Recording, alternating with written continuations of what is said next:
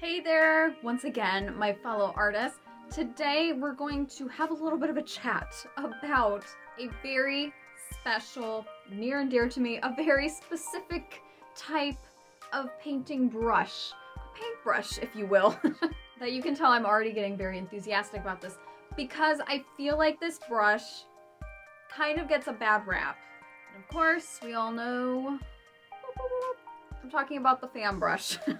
The fan brush is my personal favorite brush of all time. Like, the whole infinite universe. This is my favorite paintbrush. I use it not every painting. It doesn't always serve a purpose in every painting, but there are certain purposes you can use this brush for that I feel like a lot of us kind of forget or ignore or just don't know.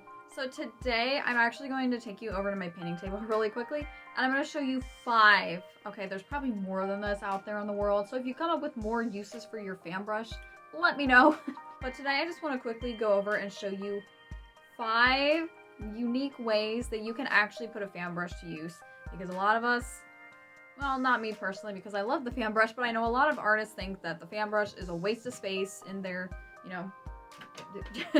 in their arsenal, and it's like, no, you can really do some great things with this fan brush, and I'm about to show you right now. So, alright, well, welcome everyone to the painting space. Miss Mia has decided to make an appearance and join us, and she's going to try to steal my fan brush away, because she very much likes stealing my paintbrushes away.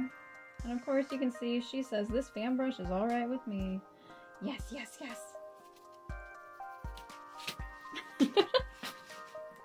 But anyway, this is why she needs to go to the other room while we do our session here.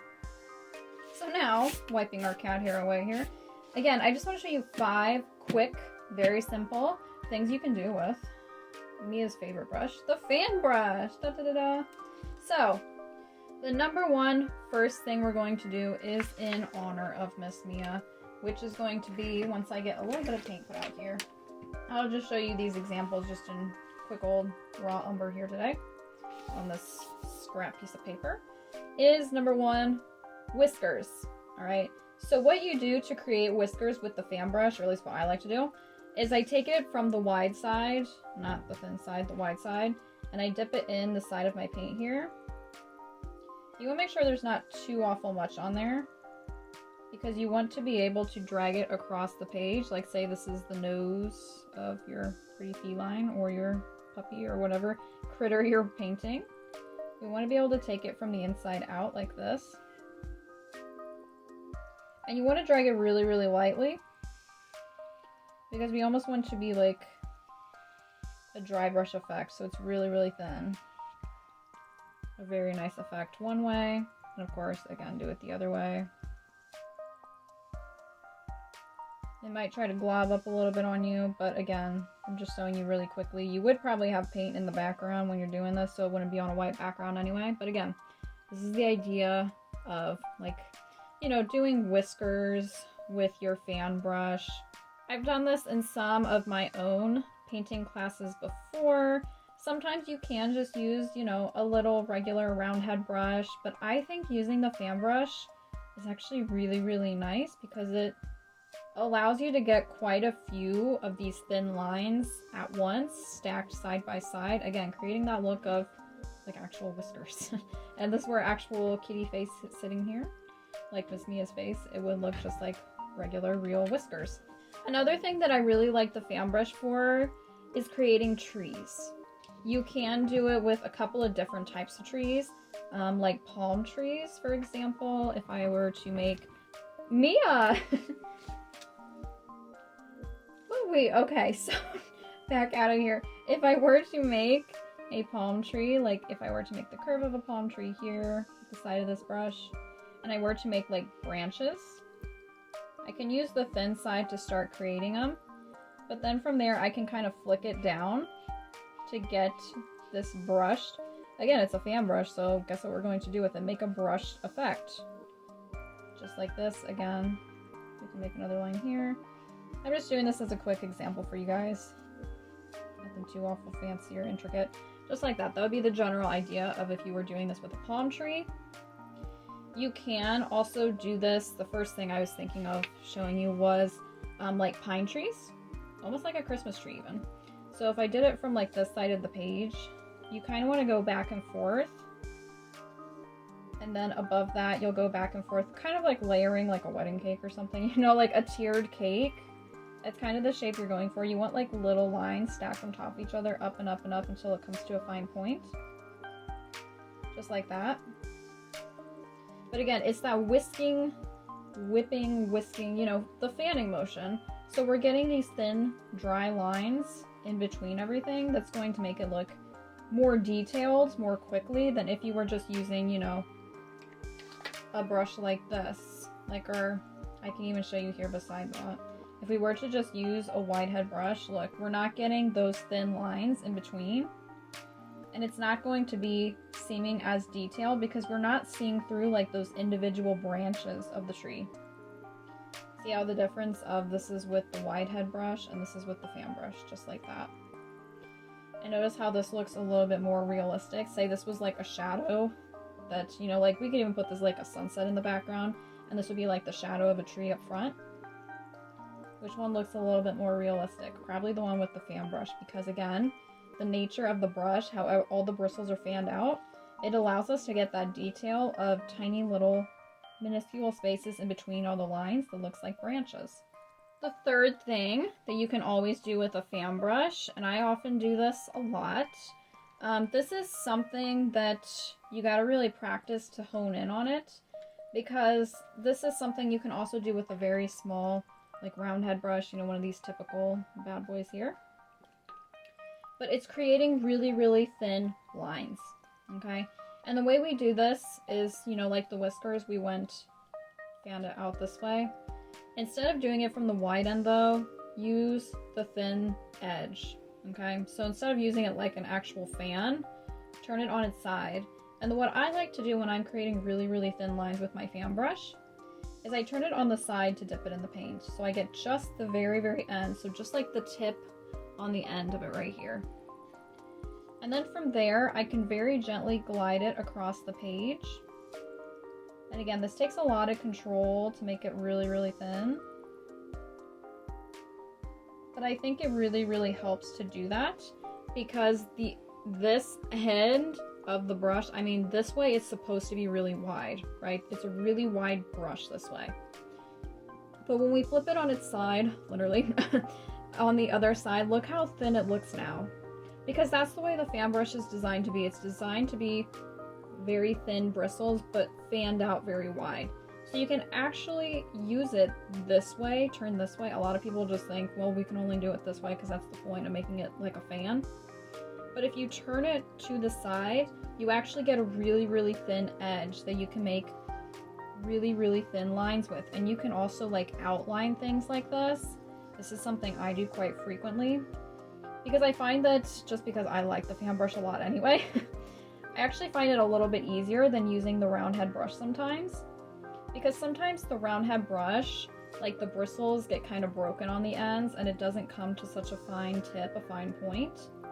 Whereas the fan brush is kind of always going to come to a fine point when you flip it on the edge, because that's just the way the fan brush is designed. Like here we can see, like even how this like metal clasp is holding the bristles into place, holding the brush into place. That it's pushing it all out this way, so that it's always going to be spread like this. The bristles are always going to be spread in this direction. So when you flip it on its side, they're always going to be really, really straight. Whereas with a round head brush, if we were to take a round head brush, we see the metal clasp here is just like a circle. It's just holding it like this. It's not spreading it like the fan brush was, you know, spreading the bristles out this way. It's just holding this glob of bristles here. So it is subject sometimes to warping more, and the end won't always come to a very, very fine tip. Now, another way you can use the fan brush, very interestingly, I actually don't do this quite frequently, but I did think of this one. You can make some really nice circles. If you are, it's like a protractor, isn't that what they're called? Like in geometry class where you like put the pencil down and you go all the way around. Same thing with the fan brush. Because of the nature of how it's shaped like a fan, if you start from the center and you turn it all the way around, you're going to get a really nice even circle. So again, you can do this for like sketching with your paintbrush. If you need to like create some type of somewhat perfect circle somewhere in your painting, whatever you're working on, you can just put the center of the fan brush in the center of the circle and then just fan it all around. So you can create the outline of it. If you want to fill it in from there, you can fill it all the way in or not. Doesn't really matter. But then that's one way to get a really nice circle, because it makes this spiral motion all the way around from the center point. Get you a really nice circle there. And then of course the last thing you can do with a fan brush, and this is my absolute favorite, you can actually do this with just about any brush, but I just like the fan brush in general, so I find myself using the fan brush most to do this, is splatters, okay? Sometimes splatters, like I always say in my online classes whenever we do things with splatters, again, you can use other types of brushes for this, it likes to travel, so you gotta be careful that it doesn't get on anything around you. Like if you've got some important documents sitting off to the side, you might want to move them because you might get paint all over on them. But to do the splatter method, all you do is you get quite a lot of paint on the end of the brush. You bring it over to wherever you want to splatter. You hold it kind of on the end of your brush with one hand. With the other hand, you want to tap it.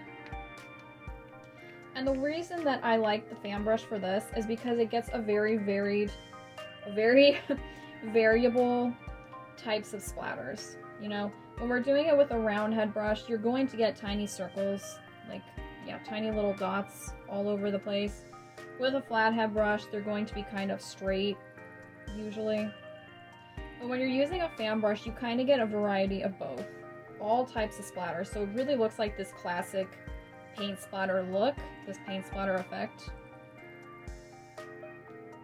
So again, you can just kind of whip it all over, and you can see how the paint really does travel around, so you really want to be mindful of your space because sometimes it does get on the table and stuff, like mine already got right there. But yeah, that's just another thing you can do with the fan brush. And again, I like using the fan brush for the splatter effect because it gets us, you know, some streaky lines, some globby ones, and some tiny dots all in one, just because of the beautiful shape of the brush. So that is all for this video. 5 things you can do with a fan brush. Most underrated brush of all time, I'm telling you. So I really hope you enjoyed this video. Let me know if you did. Check out some of my painting classes that are here on YouTube and over on my Canvas Academy online painting platform.